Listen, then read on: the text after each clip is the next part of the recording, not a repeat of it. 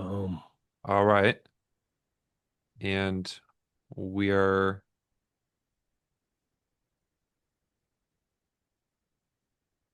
we are live. All right. Let's go.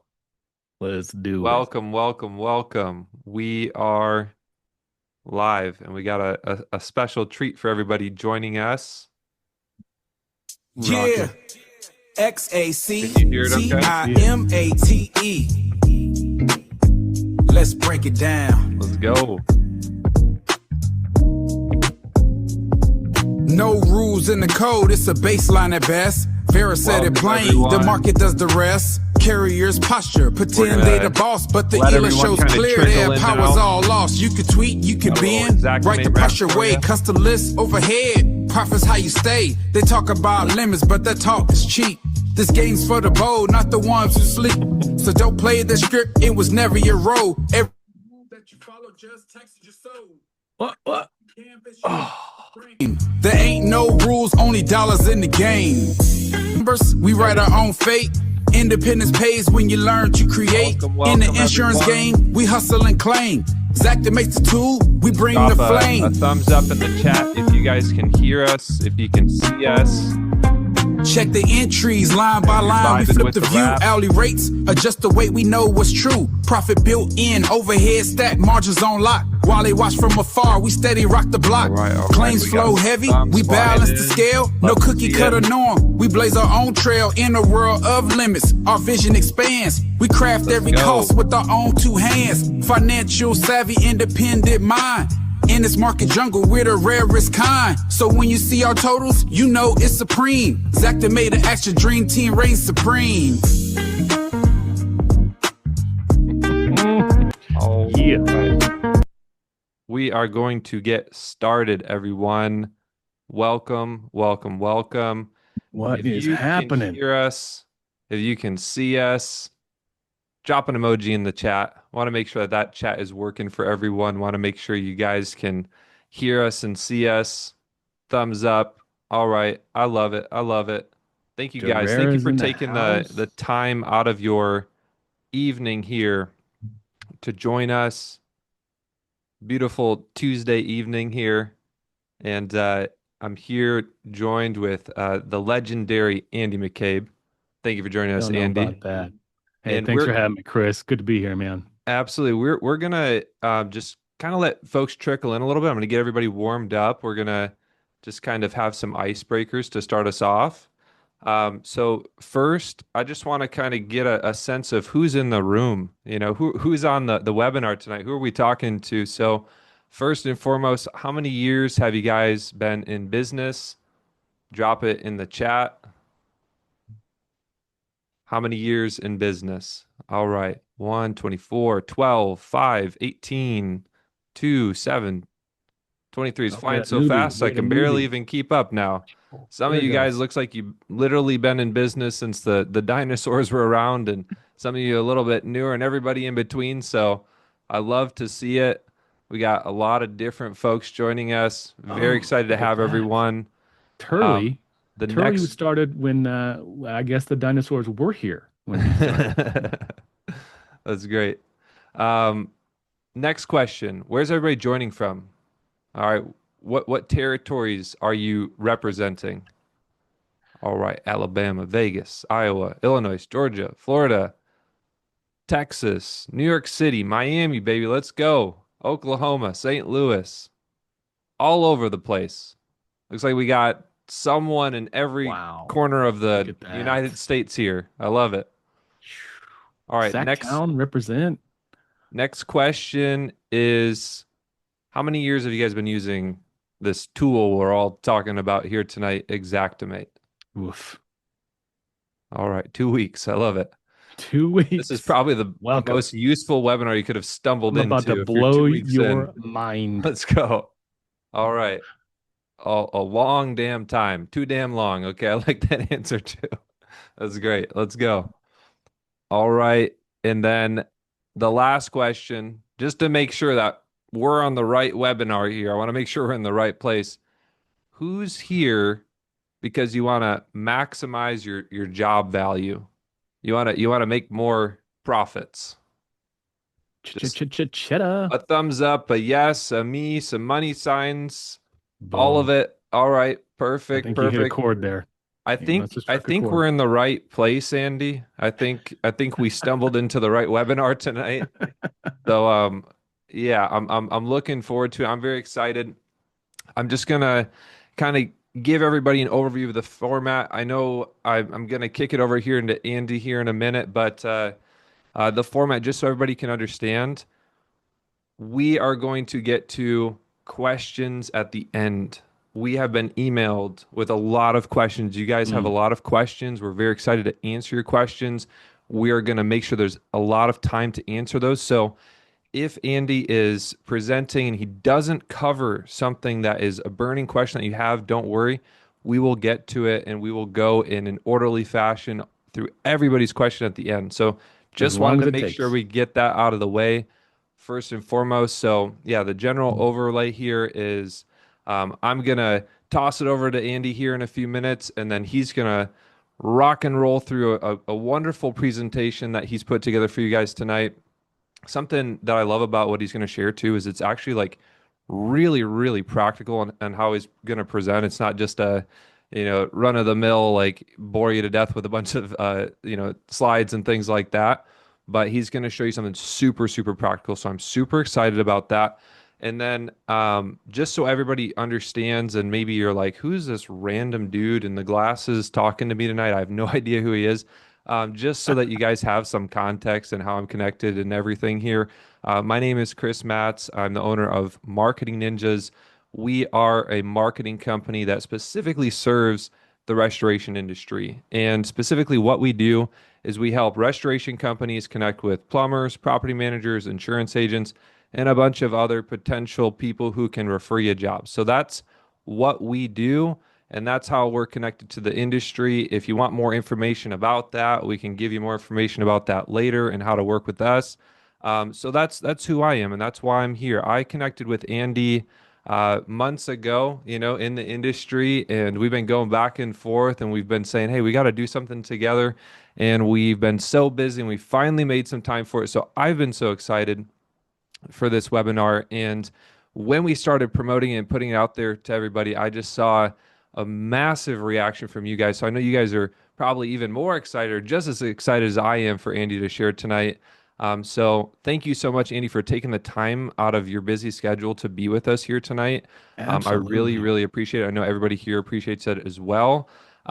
But first and foremost, guys, the information that is going to be shared on this webinar is extremely valuable information. This information is so valuable that we could have charged for it, right? But we're not doing that, right? But because it's valuable, we want to make sure that you're taking it seriously and you get as much value out of it for yourself as what's being shared. So the best way to do that is I want to just get into your headspace of wherever you're at right now and just say, lock yourself in a room, go to your office, tell the wife, tell the kids, hey, I've got something important going on. Turn your phone on do not disturb, grab a notepad and a pen, and get locked in, because we're going to be covering some stuff tonight that's going to be super valuable to you guys, and it's going to be really practical for helping you increase job value. And I know that you guys really, really, really want that. So I want you guys to get locked in and just pay attention. All right. Now, next with this is that we've got something special that Andy's been going back and forth telling me about and amping me up for the past few months as we've been prepping for this, that he hasn't released to anybody before. And we're going to tell you about that towards the end. So if you want to hear more about that, stay till the end. There's going to be a lot of really awesome value shared at the end. So want to make sure you guys can get in on that. All right. Without further ado, we are joined here this evening by Andy McCabe. Andy, many of you probably have seen him. He's the founder of the Facebook group Restoration Rebels and Claims Delegates. Andy has managed over $200 million in claims. He's been called as an expert witness in state and federal courts. He started Claims Delegates, this company, back in 2012, but that's not how long you've been in the industry. He's been in the industry for over 20 years, and he's worked as a technician, an estimator, a manager. He's been in a lot of your shoes, right? Mm, So I'm very absolutely. excited to welcome everybody here tonight to join the fantastic Andy McCabe. Andy, it's all yours. We're so Awesome. excited to hear from you, brother. You got me all stoked. What's going Let's on here? go. What is happening, Restoration Nation? Chris, Kyle, thanks for having me. I am excited. I want to give you guys, I've decided to give you three actionable things. I'm going to show you how to use them, three tools that you can use today in Xactimate or tomorrow to increase the profitability of your estimates. I want to get into it really quickly, but first I want to go through a little bit of a script that I prepared, and I'm going to do some show and tell. I promise there are no slides tonight. Zero slides. If you want slides, we'll talk about that later when the course goes live. So here we go. Before we dive into the techniques and tactics, I want to start with a mindset shift, the foundation of how I approach estimating and claims handling. Here it is. Insurance carriers do not have the right to tell you how to do your job. Think about it. When farmers started writing policies in your state, did they publish a decree that all contractors must abide by a specific pricing methodology or that projects had to be handled in a particular way? No, they did not. When State Farm sold a policy to your homeowner client, did they tell that client coverage would only be extended if they use State Farm's exclusive list of service providers? No, they did not. Are the estimating guidelines spelled out in the insurance policy? Nope. So let's bring it a little closer to home. When you purchase Xactimate, did Verisk hand you a handbook of insurance approved estimating methods? Did they give you a list of prohibited items that are in their database? I didn't think so. So, of course not. The point is, if there are no written rules, then we don't have to follow them. All right? It's a shadow game. Carriers want you to believe there's a set of invisible rules, rules that keep you boxed in, underpaid, and negotiating against yourself. Everyday contractors walk into a zero-sum, no-win game where the rules shift depending on the adjuster's mood, the carrier's strategy, or the region you're working in. But here's the truth. Those rules don't exist anywhere in writing. I've been doing this for over 20 years, and in that time, I have never seen an insurance policy that dictates how losses are to be estimated or a law that caps contractors' fees. Doesn't exist. So why do we all act as if carriers have the final say? Here's the deal. You are the professional. Verisk, the company behind Xactimate, is crystal clear about one thing. Xactimate estimates are tools. They are a starting point. They are a framework for professionals to begin the valuation of losses. The final determination of pricing and scope, that's not up to Verisk. It's not up to the insurance company. It's up to the person behind the keyboard. That's you guys. So, techniques I'll share with you tonight are not carrier approved because there's no such thing as carrier approval when it comes to writing Xactimate estimates. What you'll learn are strategies grounded in real world restoration. These are techniques that I use in my business, in my estimating farm claims delegates. We use these every single day. So here's what I want you to take away. There are no secret insurance rules. You are not required to play by in an invisible playbook. And you, as a professional, hold the authority to determine what it takes to do the job right. Once you own that, the rest of this will make a whole lot more sense to you. How do you like that? Let's go. Okay. Now you got me all amped up. Was it clear? Am I clear enough? I think you set the stage for your entire presentation tonight, and I'm very excited. Perfect. So what I'm going to do, I'm going to cover, I said three things. And these are three of the top 10 things that I use every single day to increase profitability in my estimates. If you want all 10 of those things, you're going to have to join the course. We're going to give you links afterwards. We're going to give you a coupon code afterwards. All 10 of these items were going to be covered in detail in the Exact Secrets course, but we're going to cover them high level tonight. 3 of them. Let's rock. First thing first. Let me share my screen. Here we go. And there's my screen. So here's what I've done. I've created an estimate for us to look at tonight and use as an example of how these things immediately increase profitability. Okay, so check this number out here. Write this down if you have to. 19,000. Sorry, I'm talking too fast. Got out of breath a little bit. $19,113. Okay, first thing we're going to cover is rolled goods. Um, Rolled goods like carpets and vinyl, they come in rolls, right? They come in 12-foot wide rolls. So if you're using just the square footage, let me come in here. I'm gonna imagine we're replacing carpet in this room. If you're just using the square footage of the floor in this room, 120 square foot, you are shorting yourself because your project manager or your superintendent can't go buy 120 square foot of carpet. They have to buy whatever comes in linear feet by 12. Okay?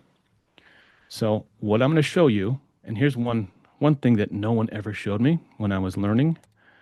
When you select all these, you can when you select everything in your tree and you pull up this category, you can see all the things by category. So what I'm going to do, I'm going to change the rolled goods, the carpets in this estimate to the rolled goods, the FLR RPL equation, variable equation.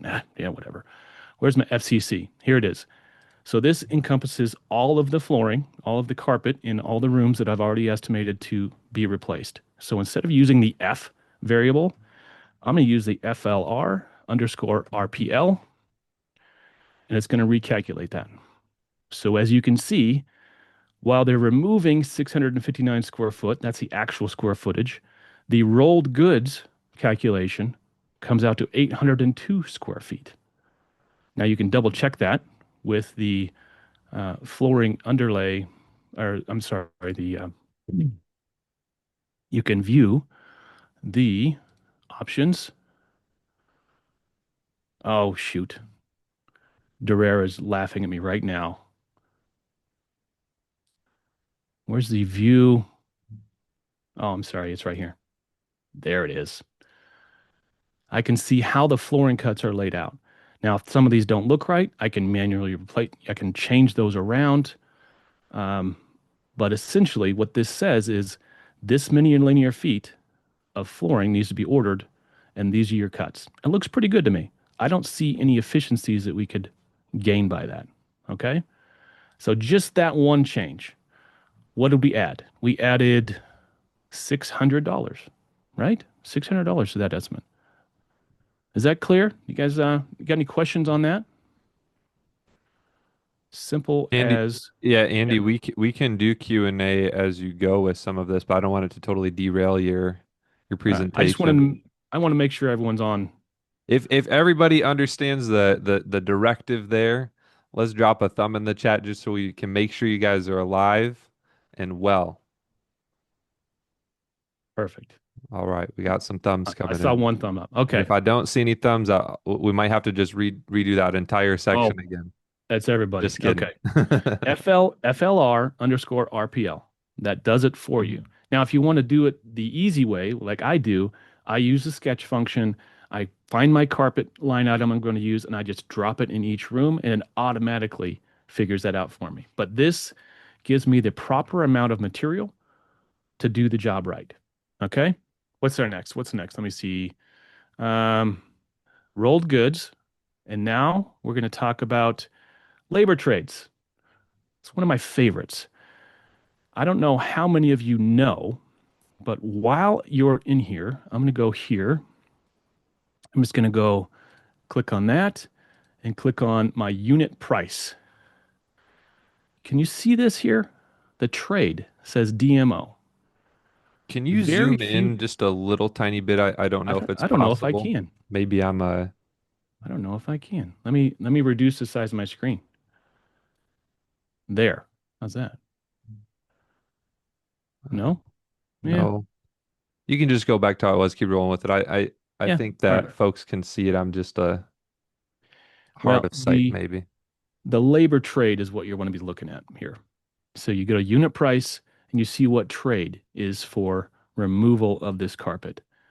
Well, I don't know any restorers that have dedicated demolition guys on their staff.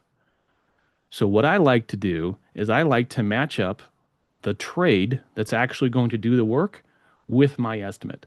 So in this example, I'm going to say the flooring guy is going to be the same guy that's going to be pulling that carpet out. So again, I have all of my items selected, so I'm changing these all at the same time.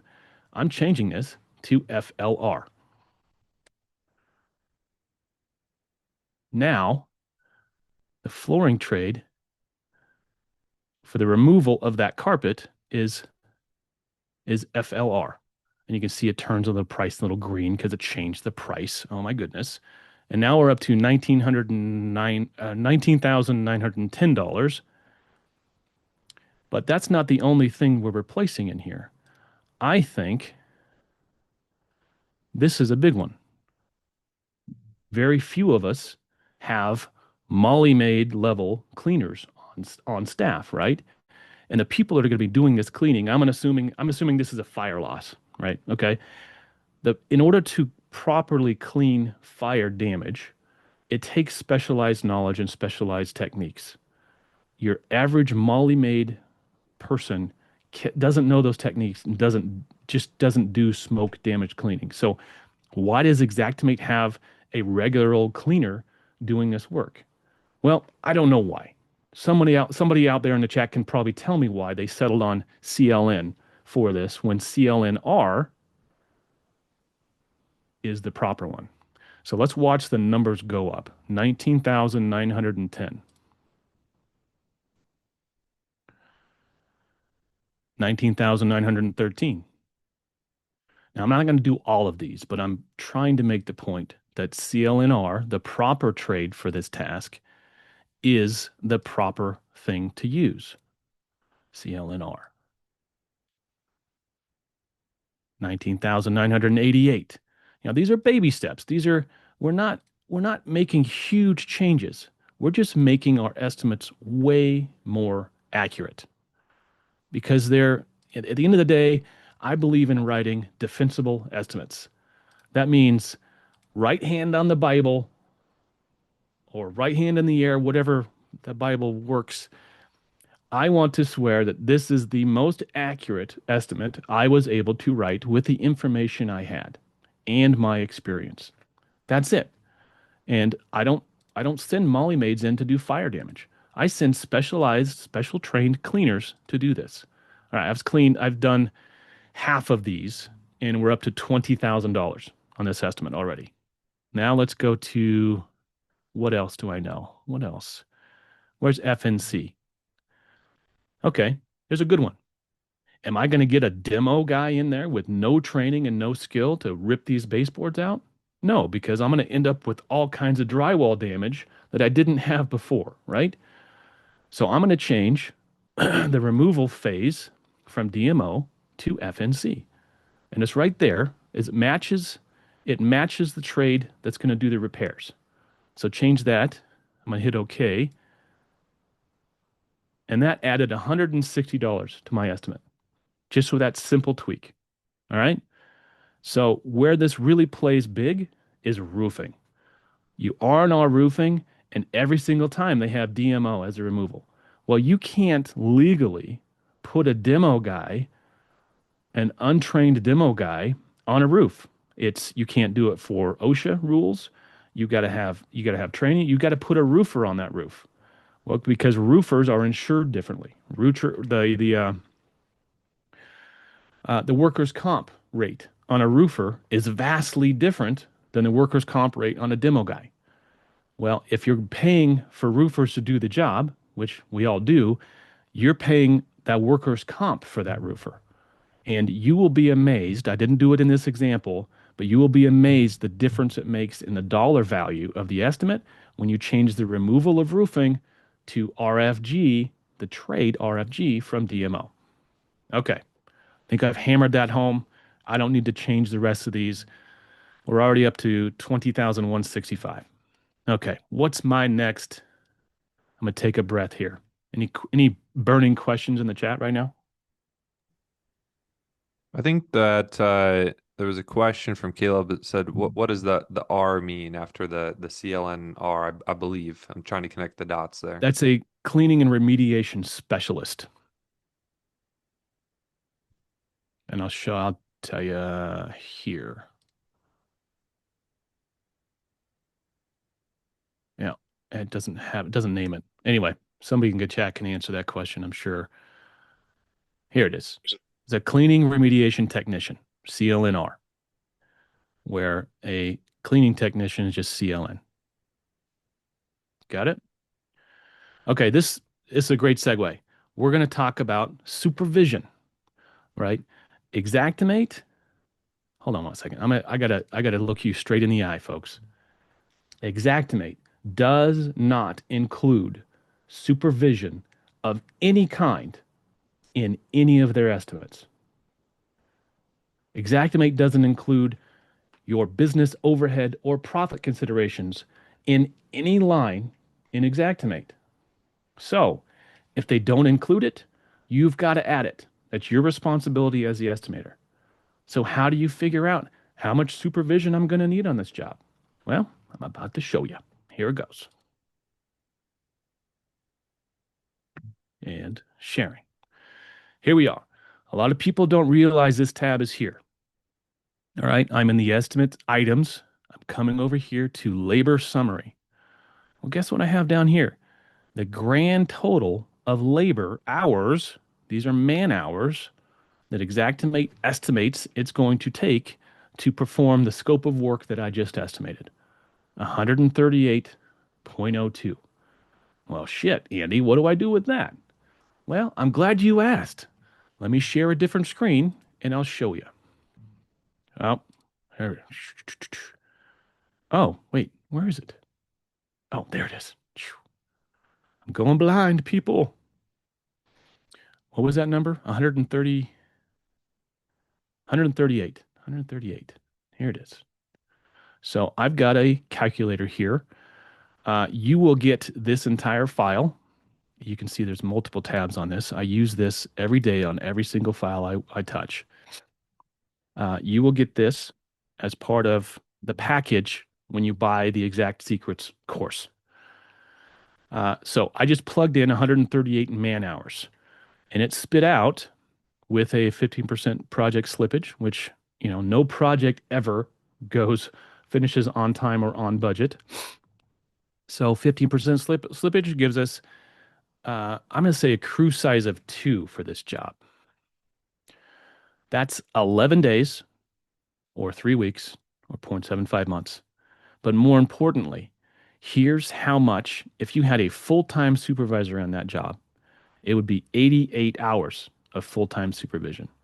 Now, adjusters lose their freaking minds when you start putting this shit in here. So what I usually say is, what sounds like a good percentage of total labor? 5% of total labor as supervision? Sure, we can agree to that. Okay, there's the number. 7.94 hours of job site supervision is 5% of our total man hours. Sound good? Great. Let's go put that in Xactimate. I'm going to write that down so I don't have to go back to this other screen. 7.94. And while we're here, I like to say about 3% of that is going to be for project management. All right. So that's another 4.76 hours. All right. All right. Stopping. Coming back to my Xactimate. Maybe. There it is. Now, if you guys aren't putting a general conditions tab in your estimates, you need to do that. It's super easy. You right click in here and you say new and you say general condition. Okay, but I already done it, so I'm not going to do it again. Here's my general conditions. I've got a macro that I use But for now, I'm just going to do the supervision. So we're going to do LAB, super residential. And so this is my supervision. It's not project management. So I'm going to delete all that. And what did I say? How many hours? 7.14. Okay. That added another $599. But, oh, crap. Can't type anymore. Too much caffeine today. Still can't type. We are going to put our project management in there. Now, when an adjuster says, well, it's built in, you say, hey, all right, if it is built in, show me. How much project management is built into this? And they're going to say, well, it's part of your overhead and profit. No, it ain't. Go and read the Xactimate pricing methodology or the Xactimate O&P white paper, and it'll tell you all job costs, all job related costs should be accounted for in the estimate. If it's a job related cost, put it in the estimate. They don't include it. It's not included in any other thing. You have to call it out by itself. 4.76. Yes, it's still in there. So that's another $400 we just added. So what did we do? With those few things in a few minutes, we went from, where's my original? I got to come here in a different window. We went from 19,113 to 21,165. What does that increase? Someone do the math for me. Someone in the chat tell me what we just increased this estimate by. We didn't add any line items except for supervision and project management. We just changed the efficiencies. Now there's a lot of other things. There's 7 other things that we do every day at Claims Delegates to do more, right? There's more things that we can tweak within Xactimate that still are accurate and make our estimates more profitable. But we're not going to go into them tonight. What do you think about that? We have an answer on what percentage we just increased this estimate by? The No? chat says 10%. 10%. Boom. 10%. Would you like another 10%? I'm going to tease you. I'm going to tease you a little bit here. I'm going to go one other thing we're going to cover in the class is custom pricing, is called market pricing. True market indexing is what we're calling it nowadays. If I use the market prices Bend, Oregon, right? So I'm going to come in here and put in the Bend, Oregon. This is actually Oregon High Desert. Oregon High Desert, September. Is this September 24? Yep, September 25. Perfect. That's my custom pricing I use for projects that are performed in Bend, Oregon, or in the high desert of Central Oregon. I'm going to reprice this according to my true market indexed pricing. And we got another $815. So now from 19,113 to 22,143. All justifiable, all above board, right? They can, how did you do that? Well, I'll show you. This is how I did. This is what I did. We're not hiding anything. We're just making the estimate more accurate. We're making the estimate more accurately reflect the reality on the ground, what we're actually going to do. That, and now we've got 6 other things we'll cover, and I'll show you in the class how to arrive at your own market price, how to index your own market and put together your own pricing. But we're not going to do that tonight because we don't have the time. We don't have the time. Well, I think that's it. I think I was talking really fast, but I think I covered it.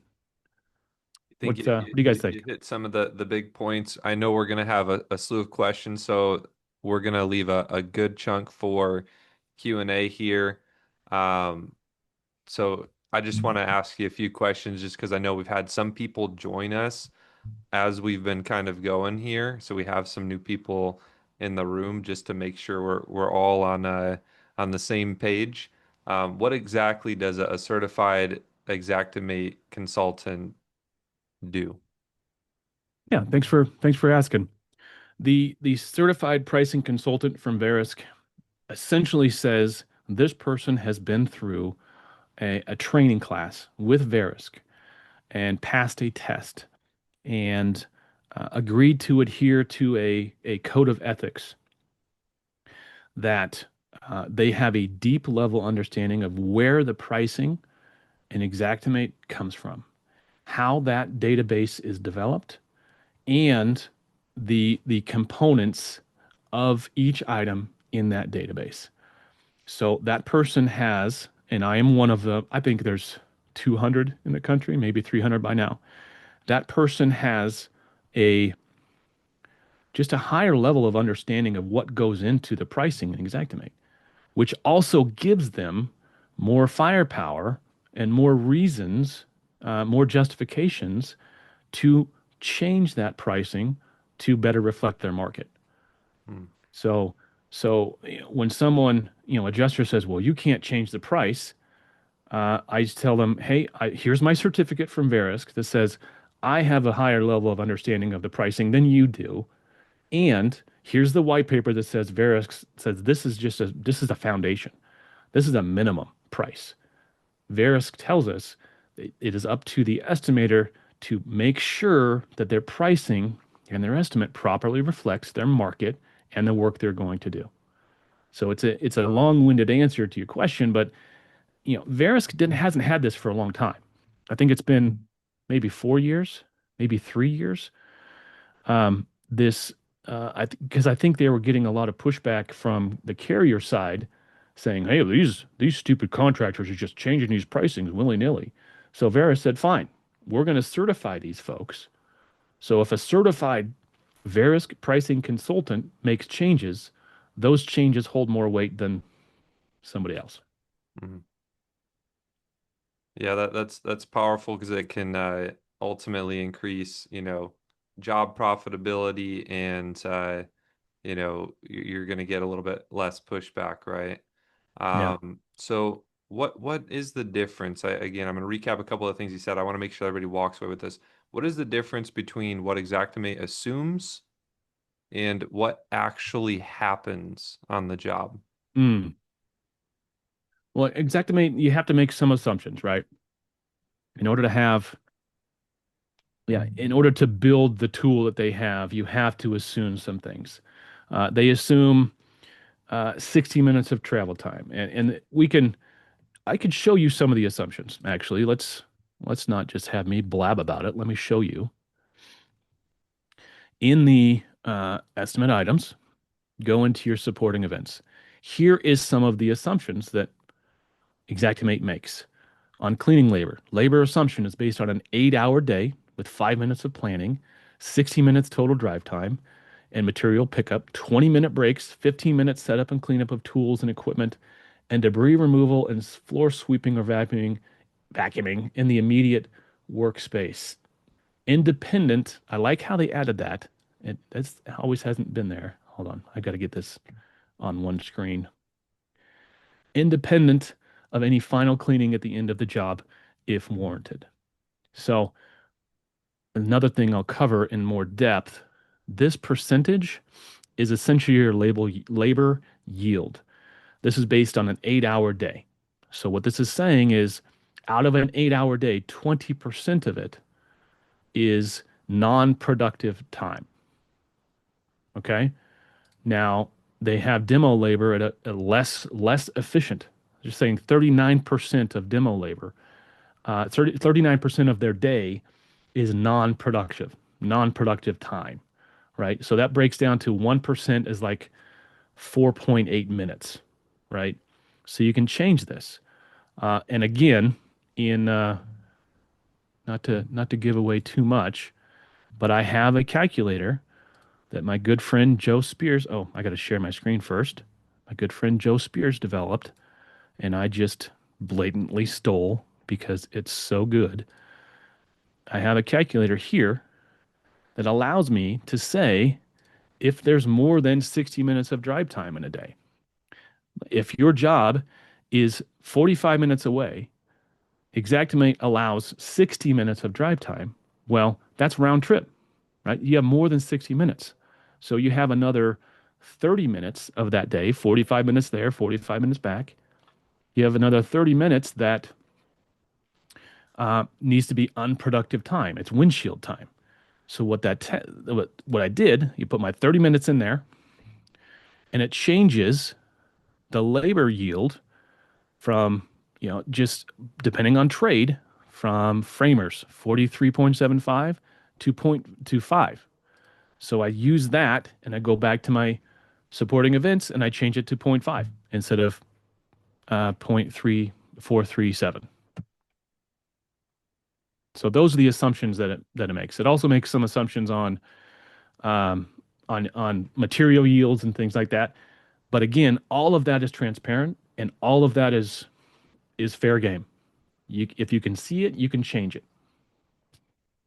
And you've looked at a lot of estimates. I'm sure that folks take a crack at it and then they give it to you, and you've seen a lot of errors. Like, is there anything that you see as a common error that they get wrong about calculating for like trade labor? Uh, not calculating for trade labor. Well, first off, they get it wrong when they don't do it, right? You can't if you don't know how to do a calculation, you're not going to do the calculation, so you're not going to pick up those dollars. What I think about estimating is just picking up those pennies that add up to dollars, right? We're not going to retire on any one line item, but we add up 100 line items that we weren't accommodating for before. That starts to make a real difference day after day after day. You get the flywheel effect that just starts your average ticket increases by even if it's a modest 2%. Your average ticket increases by 2%. What's that add up to the end of the year? Well, that's 2% more revenue on the same amount of work, right? And I think if someone is really doing their job, they're going to increase their efficiencies by more than 2% for Right. sure. All right. All right, I should want to we should make we dive? sure. Go Yeah, ahead. should we dive in? Should we Yeah, do we're it? gonna dive into Q&A. I wanted to kind of have a good transition point here, solidify some of those talking points, make sure everybody who wasn't able to join at different times could get some of that. So thank you for being patient. Um, Andy, thank you so much. I know that, already what you shared is valuable and there's a lot to take out of that. Now the Q&A I think is where the most value is because you can speak directly to a lot of folks' questions here. They have some burning questions. The chat has been blowing up. Guys, I want to say make sure you drop the questions in the Q&A just because the chat gets everything gets buried so quickly. So there's a little button at the bottom of your screen on Zoom here that says Q&A. You can click that and you can start throwing all of your questions in there. That way we can go in order and we can actually indicate Perfect. if they've been answered or not. So let's do that. Now I want to just kind of throw this out there while questions are rolling in. You've heard Andy talk about, a course that he's been building and been putting together. This course has come out of a place of him, trying to, equip and arm and help serve at a higher level because he can only do so much for so much one-on-one individual work, right? So he wants to equip folks to be able to use these strategies in their business. Now, he's put together a special promo, a special pricing and offer specifically for this webinar for everybody who's live here tonight. So I'm going to drop the link to that here in the chat here in a minute. And there's only so many of these that he made available. It caps out and then the price goes up. So I'm going to drop the link and it's very reasonably priced. Like to me, it's a no-brainer. You're going to fill out the form that I drop in the chat and then make sure you put your correct phone number on there because it's going to send you a text with a link to go get access to the course and the coupon code. Okay. Now, also on the form, I know that some of you guys in the beginning said that you're interested in potentially learning more about marketing ninjas and me and how we work with restoration companies. We work with over 140 restoration companies across the US, from franchises to independents and everything in between, all different shapes and sizes of service offerings. And again, we specifically help restoration companies connect with the referral partners like insurance agents, property managers, plumbers, and a bunch of other folks. So you'll have an option on there to get more information about that as well. So here Hmm. is that link. It's in the chat now. And Boom. again, make sure you use your correct phone number so that you can get the text message that has the coupon code so then you can take advantage of all of this. All right, we're going to dive into questions while folks are working through that. We Rob, got some good questions, and we got do Weatherman over you here want me to giving kind a of feed them giving to a you? side chat. I Yeah, can go kind ahead. of feed the Q&A to you. We got 27 open here so we got a lot to get through. Rob specifically said, "Hey, program work question mark. I don't know. That's a very open-ended question. Got any That's a thoughts?" great question. It's because a lot of these things, the programs are going to prohibit what you can and can't do. But I have yet to see a program rule or data set say I can't change my supporting events, right? I have yet see a program tell me that I can't. Um, there's a lot of things that I just showed you that don't exist in the rule set that you're given on a program. So if it doesn't exist in the rule set, it's fair game as far as I'm concerned, right? Changing labor trades is not prohibitive. It's not prohibited by the program. Changing labor efficiencies is not prohibited by the program. Now, the price is going to change, and the adjuster is going to say, well, you changed the price. But then you can say, no, I didn't. Look at the price list. You just go right back to the price list. I used this price list.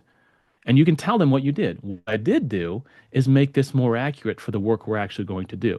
And you just explain it to them. All right, we're just going to fly through them because there's a whole bunch of them in here. So Spencer asked, or more of a kind of a comment. He said, "Farmers is only allowing F 1.15 for rolls. How do you get around this?" That's pretty common. That's frankly what I was trained on early on is use this 15% waste factor. The reality is the flooring cut method is more accurate. I've lost money on more flooring jobs by using this, 1.15 because not every room, I mean, let's say you have a lot of like off angle rooms. Well, that means the whole corner of that flooring cut is going to be waste because you can't reuse it somewhere else. So how do I get around it? First off, you use the word allow. Since when did you ask farmers permission, right? If you're not on the program, you don't have to follow that rule. Now, if this 1.15 is written into the program, your hands are tied, right? You signed up for the program, you get what you signed up for.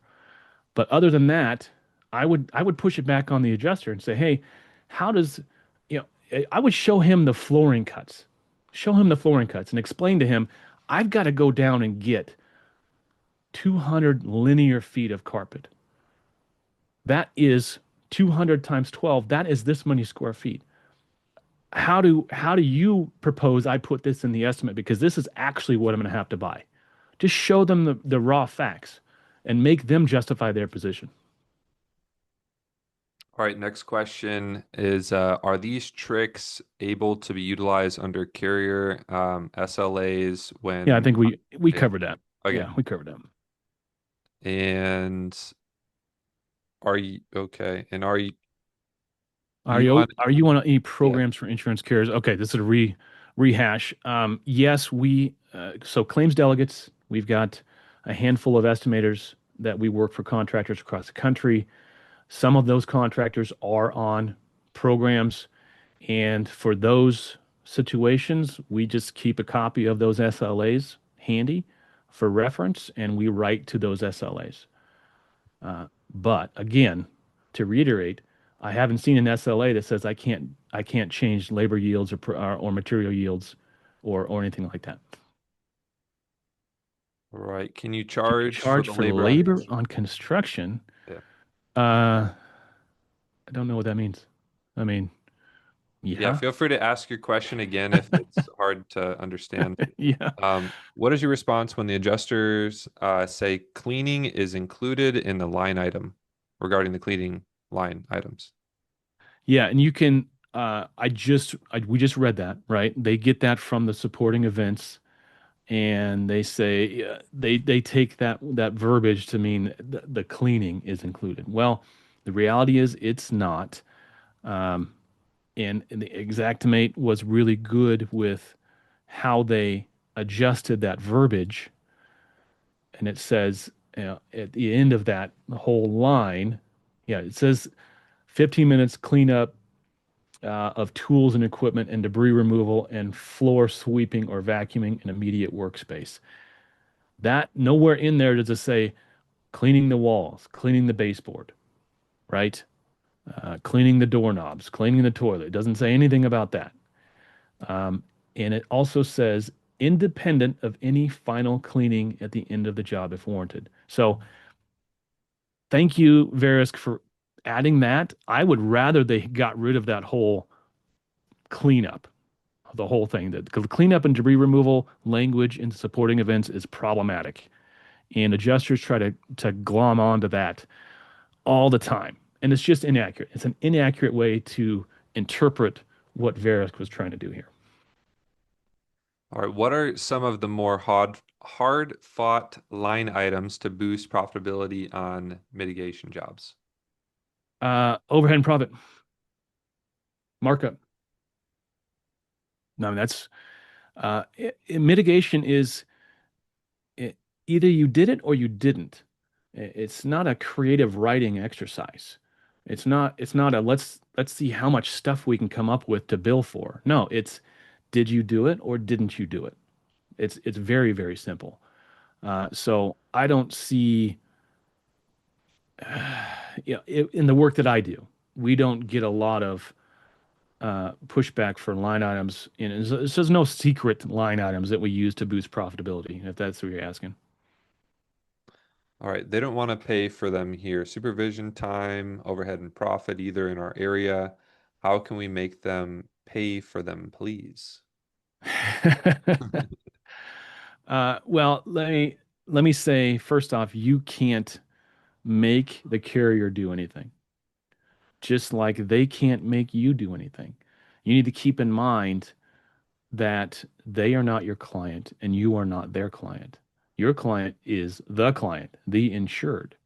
So you need to stand strong in your position as the professional, as the contractor, and you need to have enough confidence in your work product and your estimating abilities to say, no, this is what it takes. This is what it's going to take. So, yeah, supervision time. There's a lot of folks out there, and I actually use a chat GPT called Rebel Replies. You can go look it up. I feed in the bullshit that comes from the carriers, and it spits out a really good, cogent response. Because if I respond myself, I tend to be a little bit more emotional about it.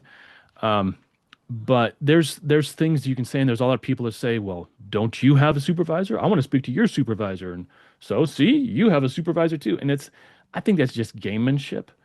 And I always say, don't play the game unless you want to play by the rules. So be like, hey, I don't know what your internal guidelines are, Mr. Adjuster, but this is my estimate. This is my bid, and I stand by my bid. I'm going to warranty my work, and this is what it's going to take. And yeah, O&P is seems like this recurring disease that we keep talking about, and I think there's a lot of ways around that. All right, Mitch said, Andy, show how you change your yields. I just go in and change them. What do you mean? I showed you the calculator, and if you want a copy of the calculator, you gotta you gotta earn it. So the calculator spits out, you add in the additional things that you're going to have to do, like travel and things like that. High-rise buildings, right? You're doing demo in a high-rise 20 floors up. It's going to take you some time to get all that debris down the elevator and out, right? You got to add for that time. So that's where you change the efficiencies and you just go in. You go into when you're done with the estimate, you go into those supporting events and you change it to the appropriate number. All right. Tim is asking a question about the setting up of macros and use of macros. Uh, that's it's another subject to cover. I don't think we have time to do it tonight, but it's really simple. It's super easy.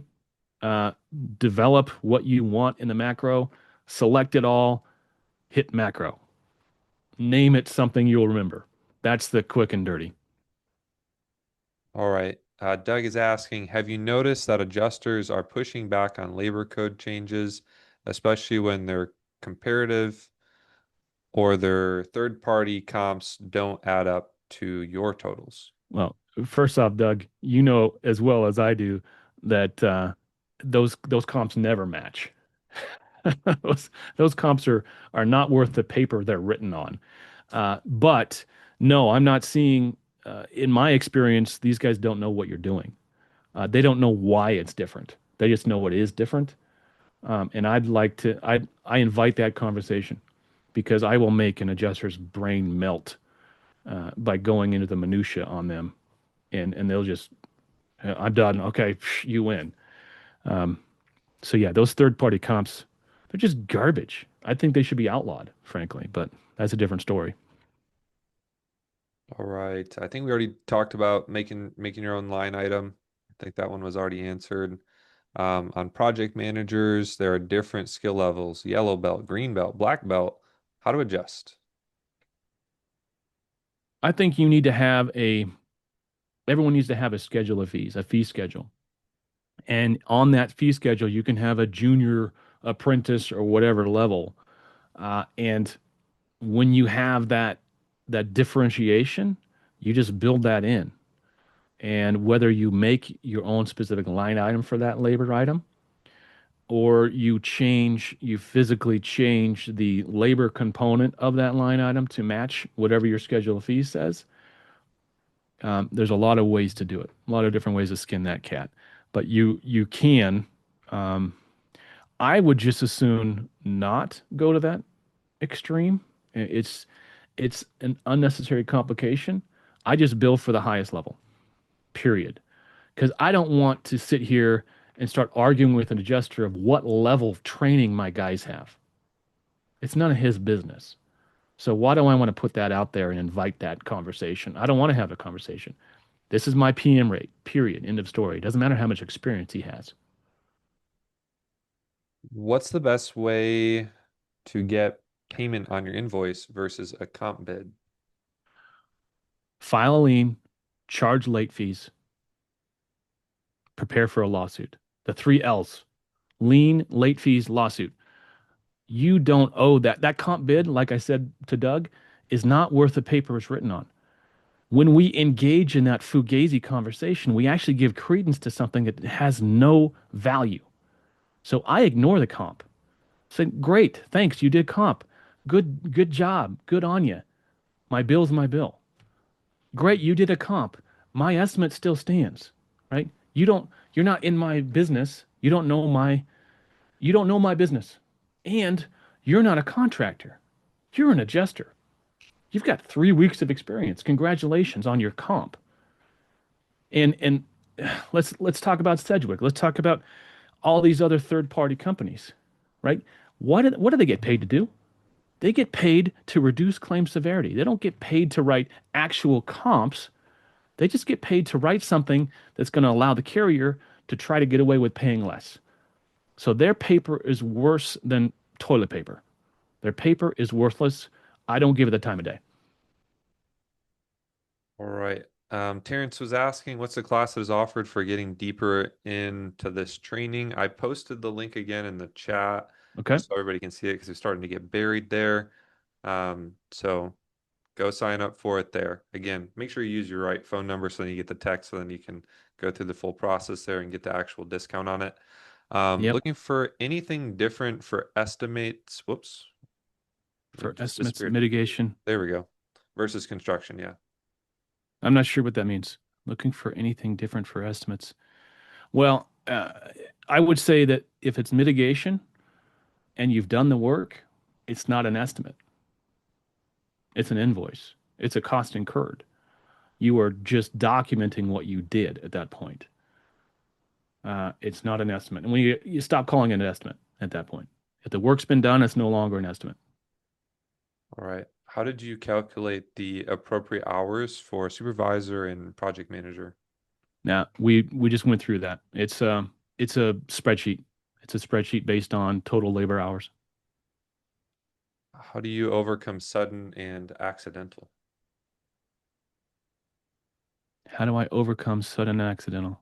I'm not sure what that question means. What about the review and requested revisions in TPA? Again, if you're part of the program, you've got to dance. You've got to do the dance, and you've got to get very good at justifying your position. Uh, uh, beyond that, if someone tries to put you through a TPA program that you're not a part of, they can try, but I'm not gonna put myself in that position. All right. How can someone become an Xactimate certified consultant? There's classes on Verisk. Do a search for Verisk, verisk.com. Search for they give class, I think, 2 or 3 times a year now. Um, yeah, they had one at RIA, I think last year, the Restoration Industry Association conference. I got mine at the RIA 2 years ago, 3 years ago. So yeah, just do a search for it. It's a class. All right. Uh, what is more accurate than a forensic accounting of a contractor to establish O&P? Hmm, that's a question. What is You can kind what of read it there, yeah. a forensic accounting? You know, all any homework you do to better justify your number is good.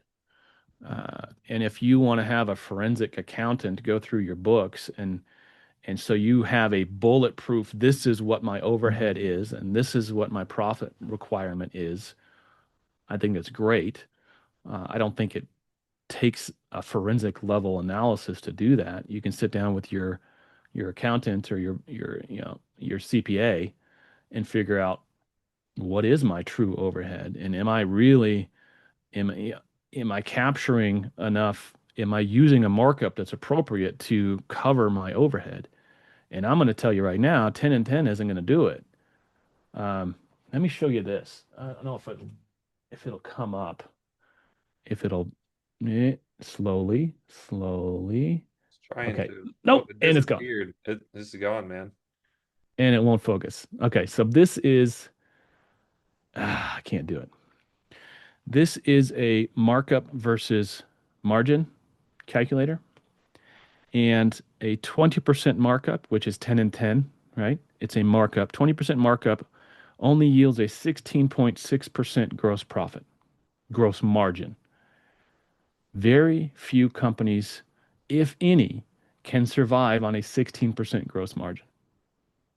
So, is 20% markup appropriate for your company? I'm going to guess not.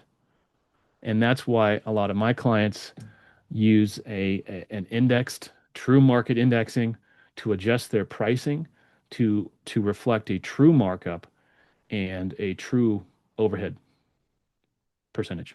All right. Another question. Rebuttal against an adjuster who says I'm gonna botch this. I'm sorry, guys. Hydroxyl is the end all be all for odor. No demo or necessary Mm. shellac or removal is necessary. Yeah, you get an IEP in there, get a hygienist in there. Neither one of you at the end of the day are the professional indoor air quality expert. So get that expert. And their report becomes the rule. I'm going blind here. I'm gonna turn off one of these lights. There we go. Reduce the forced need to deal with unethical TPAs. 40 to 60% off immediately, no matter. Well, Oh, it's gone. Where'd it go? Where'd it go? Oh, well, I'm going to Sorry, answer the guys. That question. looks. Yep. Go ahead. Yep. Um, I'm just playing with the buttons here. Yeah, if the clean it out. if the TPA is acting unethically, remove yourself from the program. Period. But if you're part of the program, you have to play by the rules. Your choice. That's why I choose not to. Right? Homie, don't play that. We got Michael asking, what's the cost of the class? We've got it at 155 right now. And if you get the discount, it's half that. All right. I mean, that's like a no-brainer steal, like, You're going to make that on your first estimate at least. at least, right? So, nothing crazy. Not a big ask for sure. Um, I sent an email at about 6. Would you be willing to respond to desk adjuster's response to a small rebuild estimate? Hmm. It's about half of what we asked for in our Xactimate. Well, let me key in on the word there. You said ask. Why are you asking? It's your job, it's your client, it's your business. Stop asking. You tell. What's this going to cost? This is going to cost X. You don't ask for, can I please, sir, may I have another? No, you don't. We've done this to ourselves as an industry. We somehow got ourselves in a position where we feel like we have to ask and get approvals. We don't have to get approvals unless you're on the program. Period. So stop asking. And if the adjuster wants to push it, you get to your customer and say, "Hey, I can't do this job for what they're saying. I can't do it." And you have to be willing to walk away. That's the discipline that it takes. You have to be willing to walk away. And so, would you rather take a job and, and lose money or walk away from that loser? And with the chance of that coming back, because eventually that person's going to try to shop around that job with the money the adjuster gave them and realize they can't do it either. And then they're going to get mad at the adjuster. But if you stay involved in that situation, they're going to get mad at you. Don't do that. Walk away. Say, "Hey, here's my number. Call me when you're ready." And I guarantee you they'll call. Most of them, the good ones. The bad ones you didn't want in the first place. Do you advise notating supporting events changes in F9s? Absolutely. Yes, sir. Doug, do you have a tool that would give you some guidance on that, don't you? All right, I'm gonna try to decipher this one. So, how do we get a true 10 and 10, meaning changing the 10 out of 10 to 12 point, whatever it is? I've heard others say they're getting this, but don't understand how to justify, even though it is correct to do so. You got to break that you got to break that mindset. 10 and 10 is just an imaginary number that somebody came up with a long time ago that somehow everyone started using. 10 and 10 is imaginary. So, a true 10 and 10 or a true markup. How do you get a true markup? Well, first you got to determine what your overhead is, right? If you don't know your overhead, you don't know your numbers, you don't know what the appropriate number is. But once you do know what your overhead is, then plug that in and use that number. It's probably going to be closer to a 30% or a 35% markup. And if you want to break that up into Xactimate's arbitrary overhead and profit, go ahead. I'm more inclined to change the underlying pricing and leave the overhead and profit where it is, right? So that cuts both ways. Somehow we agreed on this 10 and 10. So, all right, here's your 10 and 10, but I know I need 35. I'm going to build in another 15 somewhere else. And that's going to be in the market pricing. All right. Where do I get the white pages? Uh, Xactimate somewhere. If you're on the Restoration Rebel group, they're floating around there too. All right, so load up F9 notes referencing EULA 13.3? Question mark. Yes. I put that actually The EULA is the end user licensing agreement, and I put that in a lot of my closing statements. Okay. Can you break down where the 10% waste is built into the line items? Well, it depends on the line item. It's not an even 10% across the board. It varies between items, and we'll get into that in the class. Um, Drywall is one of the worst ones. The true, in the true world, your waste factor on drywall is probably close to 25 to 30%, just because of the nature of handling drywall and how many sheets it takes to do a little bit of work, right? If you only need this much work, half that sheet is waste. So that's one of the things that I advocate taking a hard look at is what are the waste factors built into all this material. They're going to have material that flooring, like hardwood flooring, waste factor of 10%. Well, that's just unreal because I know for some floors, I got to go through 3 boxes to get 2 boxes worth of usable material. That's a 30% waste factor. So, yeah, I go into that in the class. All right, what price would you roughly suggest if you were using the line items geoplasteel scan due to the fact that it is a bid item in regards to putting it there for use of a DocuSketch 3D walkthrough tour as well as requesting the sketch from DocuSketch? Uh, First off, we are not going to tell anyone how to price their services. Secondly, I would start with what your costs are. I would go with what your costs are plus whatever you decide your markup is. Your cost plus your markup equals your price. That's about all I can say. I'm not going to give you a range. I'm not going to say you should charge $250.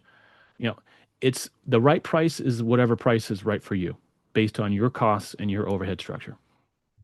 Okay, is there a physical database for Xactimate codes or is it a search and find game? What do you mean? Both? It's a database. There's what, 15,000, 20,000 line items. Somebody can tell me. Derrera probably knows off the top of his head how many line items are in that database. But it's not something you can download. You used to be able to do that. And I forget where along the line, I think it was with the latest iteration of Xactimate, you can no longer download the pricing database. But it's the search tools within Xactimate are pretty good. There's not only direct search tools you can have, there's related items searches. There's similar item searches you can do in Xactimate. So get to use the search function. And then Joe's cheat sheet calculator, is that in Mitch, Xactimate Secrets or where is that? it will be part of the class. You'll get a copy of what I call the complete claim file spreadsheet. It's a group of spreadsheets. But Mitch, you're in the Rebels. It's in there probably 3 times. So go search the files in the Rebels, and it's there too. Otherwise, you have my email. You know how to get a hold of me. I'll send it to you. All right. I work with a biohazard cleaning company. Adjusters have requested receipts of what we pay for incineration, and they will only reimburse us. Is there a rebuttal we can use to get paid? State Farm often uses ServPro estimates based on our photos and say ServPro would have done it for 50% less. Then they only pay us 50%, and then we get to the balance from family after a suicide. Seriously? If the family is willing to subject themselves to that cost, that's none of your business. Your costs for your labor and your materials or your subs are none of State Farm's business, right? They can ask. Doesn't mean you have to give it to them. And I absolutely would not give it to them. And this whole, what this amounts to is a comp. They did their own comp, and Serpro said they would do it. That's at the end of the day, it's bad faith, but it's also between the insured, and State Farm. You need to stay out of that. Your bill is your bill. Stand on it. All right. Lorenzo's asking in the chat, does anyone know where I can get access to the class? So, Lorenzo, I'm going to paste the link there again. I've pasted it quite a few times. I don't know if it's getting buried on your end there or something's going on. But there it is. You just fill out the form, put in your phone number. You're going to get a text message. That's going to give you the coupon code to the class. It's at an insane discount. You're going to make your money back many times over just by the cost savings on estimates. So it's like a no-brainer. And Andy goes way more in detail with all of these things, screen share, giving you the practical ins and outs of everything there. So very, very high value, very low cost. Thank you, Andy. Really appreciate you doing Yeah, that for man. the community here. Um, Question: how to better deal with the reduce the force need to deal with unethical TPAs, 40, 60% off immediately, no matter what supporting documentation and moisture logs show and prove. Caps to emphasize. Love it. Yeah, yeah. Again, if you don't like the rules, don't play the game. Don't don't take part in. Don't participate in the program. And we are one of the few, if not the only industry that has to justify every damn thing we do. You don't see plumbers pulling out moisture maps and DHU calculations and air mover calculations. So why do we do it? Well, because over the years that's the only way we've been able to get paid. But guess what? Now the rules have changed again. That's not good enough anymore. They will ignore our data. So stop playing the damn game. Yeah, you need to, per the S500, you do need to document the loss. You do need to understand the hygrometrics. You do need to understand how to dry structures and how to show that you're drying a structure, right? But beyond that, you owe the carrier none of that. You owe that to your client. You owe that to your customer because that's the standard of care. The standard of care does not say anything about insurance companies or insurance adjusters, let alone TPA guidelines. I think we might have hit this one.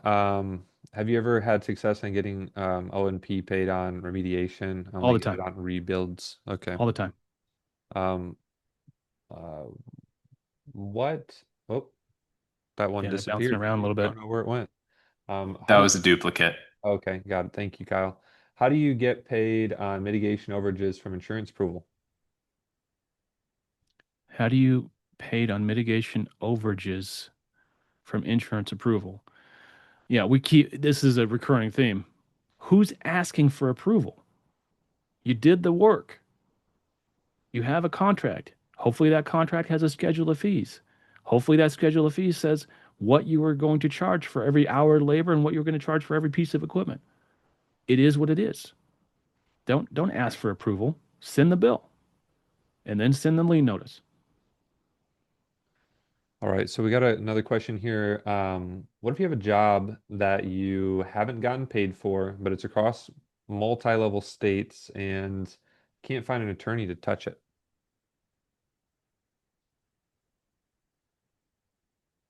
Uh, Good luck. Yeah. Um, It's a Most attorneys, unless you have an assignment of benefits, is not going to work for you anyway. So you need to have your client go find an attorney. Otherwise, what you have is a collections issue, and that's between you and a client, unfortunately. Has nothing to do with the carrier. So file the lien, prepare to foreclose, what are charge the the late fees. what are the three L's? Liens, late fees, lawsuits. Thank you. Um, all right. There was a duplicate there too. We got that one. They try to say we will get a contractor to do it for our price. What do you say to that? Do you have a contract or not? If you have a signed contract, that's tortious interference. They are interfering with your contract, and that's against the law. All right, the Veris certification that you mentioned earlier, can you just I think they forgot what it was. I want to mention it again. The certified pricing consultant. Cool. How do you cover the unexpected expenses? Hmm. Well, this is not again, it's not a creative writing exercise, and something unexpected comes up. Hopefully, you have enough wiggle room in your contract that says this contract covers everything we know so far. When other things come up, there will be a change order to this contract, right? So unexpected things come up, you have to do them. That becomes a change order to your contract. You add that to your contract that you already have. All right. Does your class dive deeper into the calculators and how they come up with the number that was split out? Absolutely. The class will cover, let me share this. Can you see this? Starting to load. There we go. Starting to load. So it starts here. And we have an estimate chart. This is our supporting events calculator. This is our supervision calculator. This collections matrix. Um, and where we got here? We got a ridge and starter waste calculator. We have an ALE portion. What else do we have in here? Oh, that's for appraisals. What else do we have? Where's my? It even has a spot where you can put two estimates side by side and see where the deltas are. Nice. So we will cover that spreadsheet in depth. Awesome. Lots of value there. I dropped the link again for anybody who wants that. Yeah, again, just fill out your phone number. You get the text with coupon code. Why do you think they charge for an air mover has been $25 a day for 20 plus years and hasn't been increased by Verus? Because the true cost hasn't really increased. Um, that being said, that goes into a deeper question of how the pricing is derived and what the feedback mechanisms are. And when you have the vast majority of the feedback being no change, right? So the vast majority of feedback into the database, the pricing database, is provided by carriers. Carriers are never going to increase or change the pricing. So when you have a feedback mechanism that's built on um, essentially a zero increase feedback, you're going to get that. That's why Varix says this is a starting point. A lot of my clients are charging $35 a day, $40 a day for an air mover because in their markets, that's what they can justify. You go down to your local Home Depot, what can you rent an air mover for? By the day. And then the labor to get it there, right? I mean, there's a lot of ways to skin that cat. The easiest way is to come up with your own pricing based on your own market index. All right, when would the next course be if we sign up? I We're think slotted. We're slated to October 30th is when we're going to go live on it, and I will be giving that class live the first time, and then from then on it'll be a recording of what I do on the 30th. how do you counter no haul off line item on roofing removal? I used to use this in the 90s when one team would tear off the roofing and leave the shingles on the roof. Another team would remove from the roof and dispose. Well, I don't counter it. I use it. I don't no haul off. There is a line item that includes no haul off. I don't know. That feels kind of nuanced. I need some more detail on that. If using a pricing index for profit margins, how do you justify that when they say, no, it's 10 and 10? They're not the boss of me. Right. I do a fair bit of expert witness work. I'm tied into the litigation side of our industry. I have never seen a contractor get sued or be found guilty of changing his price, right? I've seen carriers get their hands slapped in serious ways for prohibiting the contractor from changing or using their own price. And the end user agreement at Verisk actually says, in order to use this program, you agree not to prohibit changes to this price. So there's a bunch of reasons why they say, well, 10 and 10 is all you get is bullshit. And they probably don't know what they're talking about. You probably need to talk to a manager. All right, Mitch has got a good question here. He said, What's the cost of not taking the class? Your soul. Um, yeah, man. I mean, you can keep writing the if you believe that you write the best estimate, you don't need to take the class. That's fair. All right, in the states that allow it, does anyone lien a property properly and politely and as stated on contract terms to immediately That's a protect? long, Yeah, multi-tiered question there. right. Talks about liens. Yeah, you need to make sure that you know your lien laws and you need to make sure that you're doing things in a time. Most states have a time, like last Labor Day, you have 60 days, you have 75 days to file that lien. If you don't file that lien, you have no lien. And then after that, there's a certain period of time before you have to move to perfect that lien. And that means you have to move to foreclose on that house to get what you're owed. And there's a time period there. You let that time period lapse without foreclosing on that house, you lose the rights. So no one likes to do it, but I also don't like not getting paid. So pick your poison. You want to be the nice guy and take 50 cents on a dollar for all the work that you do. That's on you. I am not that nice. I do quality work. I expect to get paid 100% of my bill. So if it takes a lien to do that, so be it. Liens are one of the few tools we have as contractors to actually get our money. And sometimes that's what it takes to get the adjuster's attention so they start taking you seriously. So we had someone in the chat actually mention that they were having some issue with the website getting the class. Guys, if that's happening, we will make sure that any technical bugs are worked out. It's probably being overloaded right now, to be honest with you. I've been seeing notifications just go absolutely crazy on our end. So I'm going to be sending out tomorrow an email with a recording of this along with all of the links and everything like that. And I'm going to post a link here. You might want to refresh it here in a little bit once it cools down if you're still having that issue. And sorry for technical difficulty. We got to love technology when it works. Question from Thomas: how long do I have access to the course? Lifetime. Boom. No, All no right, expiration. that's a super steal then. That's crazy.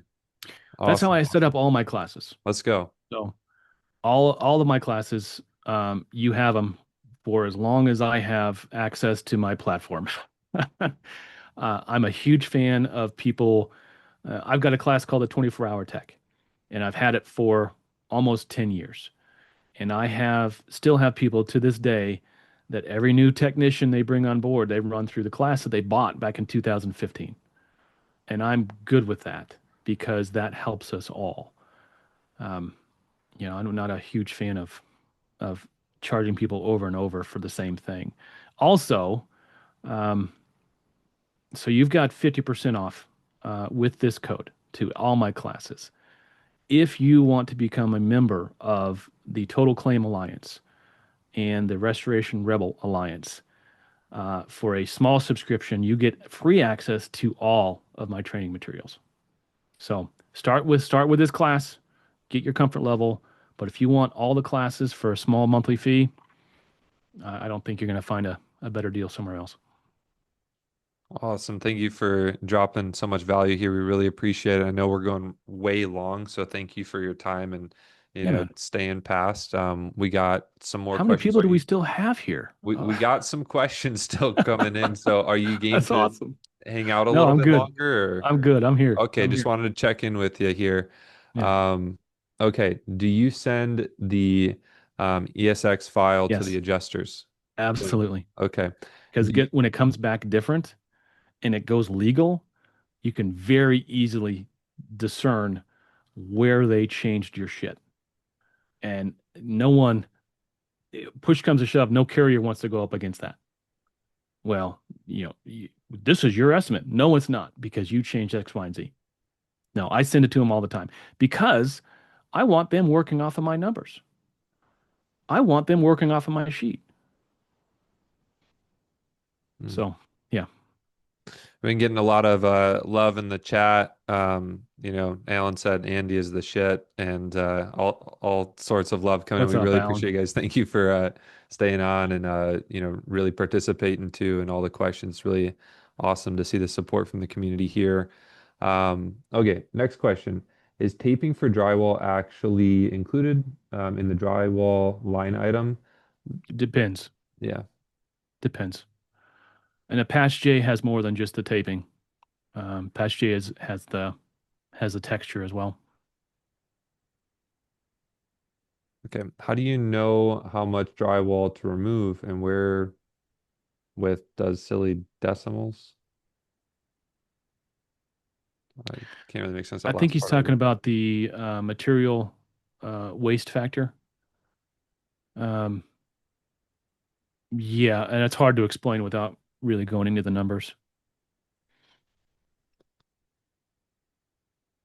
All right. How do I become a vendor with insurance companies? I have my water, fire, and mold certification. Travis, did you really listen to this whole thing and you still want to do that? If you do, there's 100 different ways to do it. There's contractor connection, there's West Hill, there's yeah, you just go apply, and there's a process to apply. Um, but I think your time and energy, if you can afford to do it, is better spent doing your own marketing with folks like Marketing Ninjas, right? You can use Marketing Ninjas to get your own work. You don't have to play by their rules just because you need their work. Um, State Farm, with their Premier Service program, killed hundreds, if not thousands, of restorers overnight when they decided their Premier Service program was no good anymore and they just turned off the switch. And you had thousands of contractors relying on that revenue, on that volume coming from that TPA that disappeared overnight. Do you really want to put the destiny of your business in somebody else's hands, in the hands of an insurance company? I like to take my own destiny into my own hands because I can control me. I can't control what they do in these ivory towers at these sea levels at these billion dollar companies. I can control me. I can control me and my market. I can control my messaging, and I know where to get help. Marketing ninjas can get you the jobs. They can get you the work. You don't need TPAs. Thanks Yeah, for there's people argue that all the time, and there are big companies, right? ATI, 70% of their volume is TPA driven. Good on them. It takes a machine, it takes a system, it takes a level of efficiencies a lot of guys can't muster, right? If I'm starting out today on my own, if I start a business tomorrow, restoration business in Bend, Oregon, no TPAs. Period. End of story.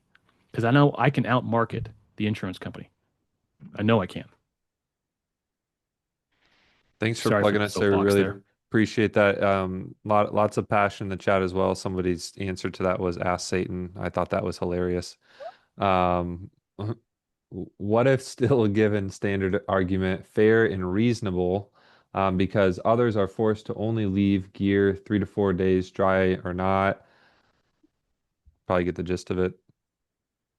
Well, who gets to determine what's fair and reasonable? I'll tell you, the courts say the professional on site. At the end of the day, everything goes to a lawsuit. Everything goes to court. And who wins? The data wins. And if you're not playing games, you will win too. Fair and reasonable. only really applies. Here's the deal. And if you're talking about 3 or 4 days of drawing, you're talking about mitigation. Mitigation is not repairs. The fair and reasonable in your insurance policies goes to repairs for what the value of the loss is, what it's going to take to build it back. But the mitigation falls under the insured's duties after loss. They are duty bound by the policy to mitigate to prevent further damage to the structure. You are part of that as a mitigating contractor. You are part of them following their duties after loss. It has nothing to do with fair and reasonable. It has everything to do with actually incurred. So your bill on a mitigation side is a cost incurred. And what's the policy say? We will reimburse you for all costs incurred. Period. Nothing fair and reasonable has nothing to do with it. Okay. How does O&L apply if it's pre-existing, but a covered barrel has work in an area that's in violation? Ordinance and law applies if it's well, that's a given. That's a given. If there's ordinance and law coverage, it's a given that it's pre-existing. Or there's a situation that made the code changed over the years, and it was built when the house was built, it was code compliant, but now it is not code compliant. And if you have to go into an area that changes the panel or whatever, or you're touching the electrical system, and the electrician says, "Hey, I can't touch this system without bringing it up to current code." That's ordinance and law. Yeah, of course it's not pre-existing, or it is pre-existing. The situation of not being code compliant is pre-existing. That's the nature of the thing. That's why you have ordinance and law coverage. Not part of a program, in-house adjusters claim they are forced to let a third party review. Well, they are. They are. But it has nothing to do with you. That's their process. That's their thing. They can call Satan. That's funny. I think we I'll see. maybe covered this one. How do you get the O&P paid on mitigation? I think we You might have talked about that. charge for it. You Yeah. charge for it. Make them justify their position. Yeah, that's the thing with a lot of these situations we see every single day. Somehow we feel compelled to justify our position, when in reality, the adjuster needs to justify their position. The adjuster needs to defend why they are not fully indemnifying their client. The adjuster needs to justify why they are refusing to pay a valid bill, and why they are essentially what this equates to is a partial denial. If they want to pay 50 cents on a dollar based on a comp, that's a 50% denial. And any denial needs to be in writing. And they need to justify in the policy where that denial is valid. We're going into PA land here, obviously, but that's the crux of it. When they say something, they need to be able to back it up with the policy, because the policy is the rule. The rule of law is the policy. If it's not in the policy, it doesn't exist. So there's no language in the policy that says we got to get a comp bid and we're only going to pay what the comp says. No, that's all fugazi made up shit. That's all stuff that they've blown up our asses long enough we started believing it. But it's just simply not true. Sorry, I'm getting a little All good. This is a little energetic. question. Okay, that one disappeared. In this class, will you share examples of proper contracts such as agreements, claim mitigation procedures, construction authorization form, certification of completion, etc.? I'm sorry, I was reading the next question down from Ben Harris. Oh, okay. In class, will you share examples of proper contract? No, we're not going to go over contracts. That's a different class. There's actually a class for contracts, but not a part of this class. No. And so, Ben, the class doesn't go live till the 30th, so I haven't finished fleshing it out. I thought I had already inserted that. So, and once we get off the call, I'm going to go into my education platform and make sure everything's cool. But if you absolutely signed up to class, I'm going to make sure you get a copy of that spreadsheet so you can start playing with it in the meantime. Yeah, two questions about the spreadsheet. Got those. Had a follow-up question from Aaron in the chat. Any companies that work with us that have increased their revenue, how much, all that. We Yeah. have a bunch of testimonials, videos, a wall of videos, testimonials, all that stuff you can watch. It's actually, if you tried scheduling a call with us, it's like below the calendar there, so you can review it. Happy to send that over to you. And we have everybody's email for this too. And we're going to send you a nice email tomorrow with resources and all sorts of stuff. So you'll get that there as well. Um, have you seen a document from State Insurance Board called Insurance Estimating Standard? Just had adjuster tell me that is what they follow, but they can't produce it and we can't find it. So we think it's pretty much BS. I am Hmm. going to ask her how she follows the standard if she doesn't have Well, a copy of it. if you're in Florida, it absolutely does exist. If you're anywhere else but Florida, they're full of shit.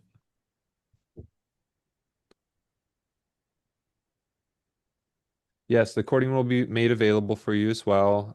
And yeah, we'll blast everything out tomorrow. I'm on Eastern time. I'm a little bit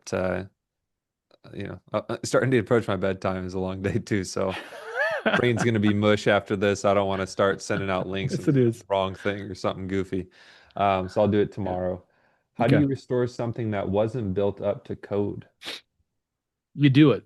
You are the contractor. You're required to do everything you do as a contractor is required to adhere to current code. So you just do it. You put together an estimate to do the necessary repairs. If those necessary repairs include code upgrades, then so be it. You only need to call out the additional cost for code upgrades if you're at policy limits. And very rarely do you reach policy limits. So until then, until that point of policy limits, everything you do on that job site should be covered under the dwelling limit. So ordinance and law coverage doesn't really apply because you're required to do it per your license to adhere to current international building code. Hmm. Who has to have the burden of proof of damage, the carrier or the contractors? The homeowner. The homeowner, the burden is of the homeowner to prove their claim. Hmm. You, as a contractor, assist them with proving their claim, but ultimately the burden of proof is on the homeowner, on the insured. Oh, looks like someone wants to get a Zoom with you tomorrow. Okay, yeah, there's gonna be a if I think they're asking that they've maybe already scheduled the Zoom if you Hmm. have, and it's the wrong time zone for you or something like that. Like if you schedule it wherever you're at right now, it's going to take into account your time zone, and you're locked in for that time. If it's for some reason not, you can actually you'll get some automated text messages from us for the appointment reminder. You can text us there. We see that. Our entire team sees that and we can work with you on moving that time around if for some reason it didn't work for you or something like that. But it does take into Boom. account your time zone. Boom. We just got through an incredible amount of questions. Thank you. That was I felt like we were just interrogating you. So thanks for Pew, letting us pew. hold you hostage on Zoom all night. We know this is exactly what you want to do. So That's awesome. and man, you just So showed good. up and just went all out and made an amazing offer that, like sometimes people get on, they're like, I demand thousands and thousands of dollars for my course, right? And Andy just was like, hey, I've got a course. And you probably price it at this price point because you're like, it's a no-brainer. And the way that I think about things like this too is like you pay attention to what you pay for, right? Yes, Like that's right. if you just gave it out for free, then people be like, oh, it's just another course. Like I'll get Right. to it one day. But it's like you asked a little bit of money for it. So then people are like, I paid for this thing. I guess I have to pay attention now. And because of that, you're going to get value out of Hmm. it. Right. So thank you for doing that for the Amen. community. Um, Man, you stayed super long with us. I know there's a lot of prep that went into this with us. So thanks for rocking it out. Community worth it. showed up strong. You guys are amazing. Thanks for hanging on so long here and allowing us to just deliver some value to you. So we appreciate everybody's time, and I hope that everybody has a fantastic evening. Again, tomorrow we're going to be blasting out some resources. So check your emails. Maybe check the spam box. Might end up there. Sometimes things get weird and that happens. And check for some text messages too. I'll send some blasts out there. Thank you guys so much. Have a fantastic evening. Andy, once again, thank you It was so much, awesome. brother. I really, really, really appreciate you. Thank you Thanks, for Matt. just delivering all the value here and just showing up and going all out for us. Okay. Thank you. All right, guys. Be good. All right. Have a fantastic night. All right. Bye bye.